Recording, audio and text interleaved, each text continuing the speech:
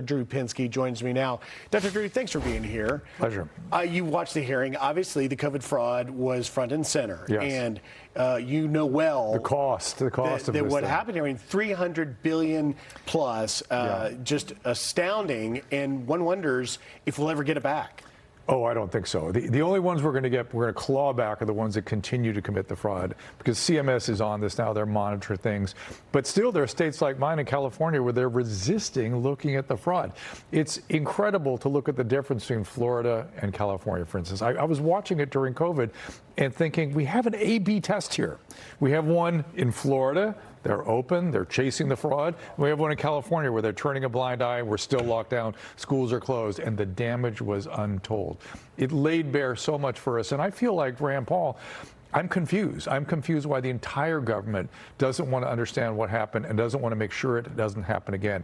And I will tell you, one of the things that really contributed to it that people are not talking about right now is that the philosophy of public health is do whatever you have to do, come what may, as opposed to the philosophy of medicine, which is always do no harm. Public health has no such mandate.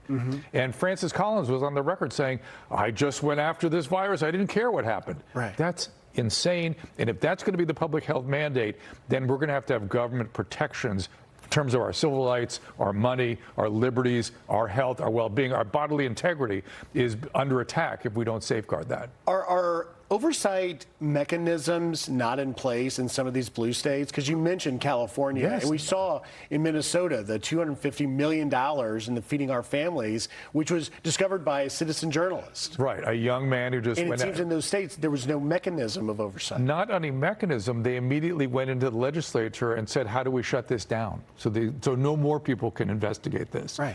And then they accused him of racism because there were some Armenians involved in this. And there, by the way, I have Armenian friends that run similar operations that are excellent, and they're not fraudulent. They render wonderful services, and they're angry that people were doing something fraudulent because it makes them look bad.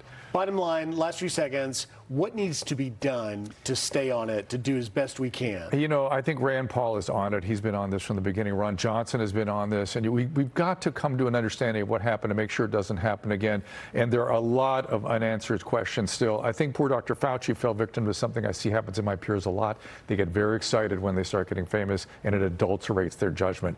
We as physicians have to just use media as an instrument to deliver information and not let it be about us. You read the diaries?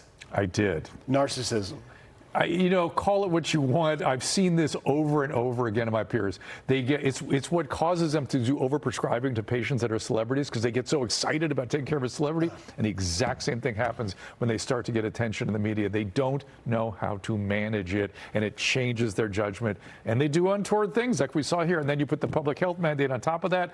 And then you have the stupid politicians, as Moreno said, Senator Moreno, foolish politicians, followed the advice and kept it going far longer than anybody felt it should. Just crazy. And, you know, as we remember back during COVID, there were trillions of dollars flowing out the door. Hopefully we get it back. How else do you, that's how fraud happens, right? Yeah. And humans will commit fraud when you do stuff like that. And some of it was legitimate. They're being encouraged, hospitals were being encouraged to change their coding to be reimbursed for COVID because they wouldn't have been able to stay open otherwise because they were shut down to everything else. So I was very sympathetic to it at the beginning, but once again, it kept going. That's the problem. That's the problem. Dr. Drew Pinsky, thank you for being here. You bet. For sure. Be sure to like and subscribe for all the Fox News latest on YouTube and catch full shows streaming now on Fox One.